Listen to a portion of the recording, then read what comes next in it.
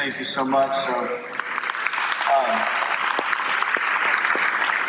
Joining us here, as most of you know, is Brian and Kathy Haugen, and we are all delighted this year to present this award to Maddie Hiers. And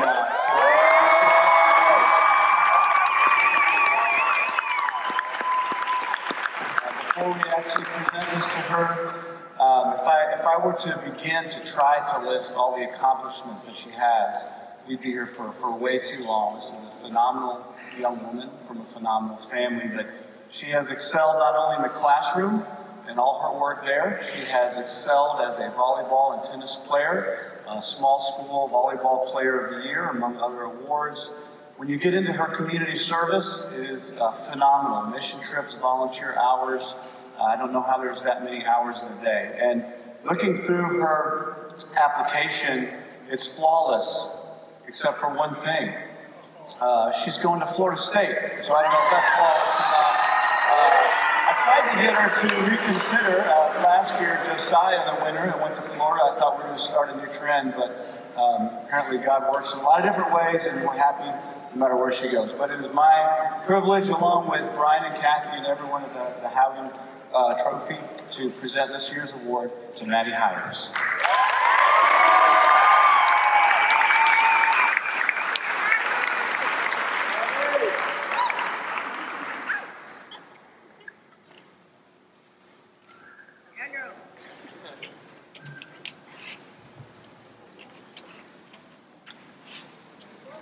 Morning.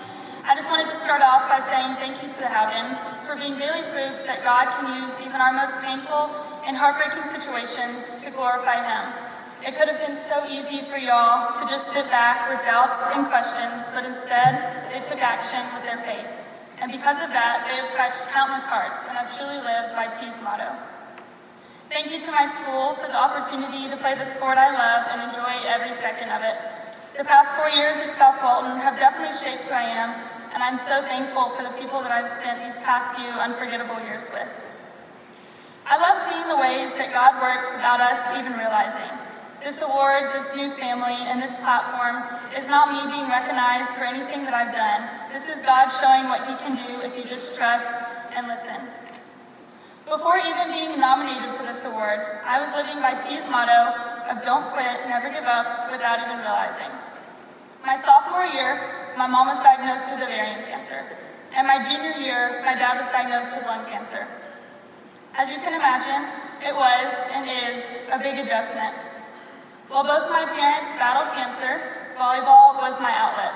I've been blessed with 4 very successful seasons, making 3 trips to the Final Four with a group of girls that have become more like sisters. And as an athlete, I used every minute of volleyball as an escape.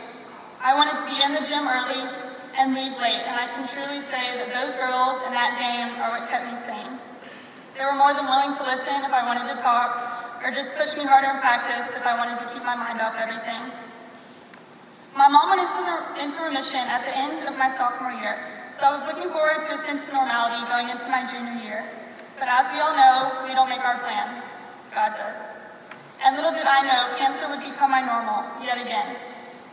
When my dad was diagnosed, I felt ready for whatever this diagnosis had in store.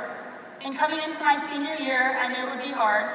I was about to play my last volleyball season, my dad was sick, and we just moved up to Division 5A. The old me would have seen this as the world going against me, but I decided to use each of these obstacles as motivation to prove the world wrong. We had a more successful season than we had ever imagined, taking down teams that had seemed impossible before. And yes, cancer was there, but so was God. The everyday struggles of high school were stressful as it was, and adding 2 years of chemo, radiation, and appointments did not make that load any lighter.